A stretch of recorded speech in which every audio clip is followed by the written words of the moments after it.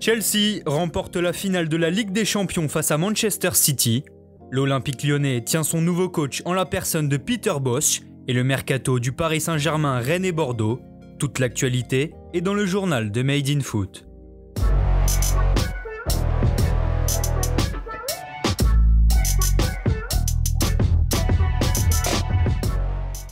Chelsea est sur le toit de l'Europe. En battant Manchester City 1-0 en finale de la Ligue des Champions hier soir à Porto, les Blues ont glané la deuxième C1 de leur histoire. Dans une rencontre très vite ouverte et riche en intensité, les Citizens prennent le contrôle et passent tout près d'ouvrir le score à la 8e minute, mais Sterling est repris de justesse par James et Mendy. Après ça, la formation de Thomas Tuchel, qui aura métamorphosé son équipe en quelques mois, lance son match, mais Timo Werner rate deux belles opportunités, finalement sans conséquence. Dominateurs, les Londoniens débloquent la situation juste avant la pause. Sur une attaque rapide en une touche, Mount lance Havertz dans la profondeur. Seul face à Ederson, l'Allemand crochette le gardien et termine dans le but vide. Handicapé par la sortie prématurée de De Bruyne au retour des vestiaires, Manchester City peine à développer son jeu et se heurte souvent à l'infatigable N'Golo Kanté. Si les hommes de Guardiola se procurent quelques situations, à l'image d'une frappe de Mahrez venue flirter avec la lucarne à la dernière minute, Chelsea ne craque pas. 9 ans après leur dernier sacre, les supporters des Blues regoûtent aux joies de remporter la Ligue des Champions. L'Olympique lyonnais tient son nouvel entraîneur.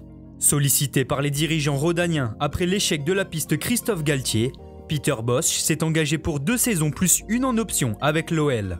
Libre depuis son licenciement du Bayer Leverkusen, le technicien néerlandais de 57 ans arrive avec son staff composé d'un préparateur physique, de 2 adjoints et d'un analyste vidéo. Ancien joueur de Toulon dans la fin des années 80, Peter Bosz a l'avantage de parler français. Il sera officiellement présenté ce dimanche matin à Lyon. On reste dans la capitale des Gaules pour maintenant évoquer le cas de Jeffrey Adelaide. Prêté par l'OL du côté de l'OGC Nice cette saison, le milieu de terrain n'a pas pu pleinement exprimer son talent, la faute à une deuxième rupture des ligaments croisés. Conséquence, selon RMC Sport, les Aiglons ne devraient pas lever l'option d'achat fixée à 25 millions d'euros. Sous contrat jusqu'en 2024, Reine Adelaide devrait donc revenir à Lyon pour poursuivre sa rééducation puis réintégrer progressivement le groupe professionnel. Un grand ménage s'annonce à Bordeaux.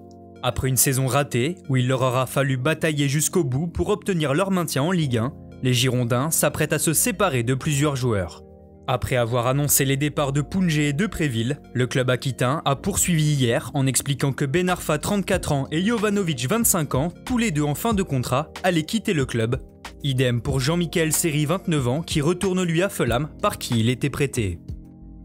Du côté du Stade Rennais, le mercato s'annonce également agité, mais cette fois dans le sens des arrivées.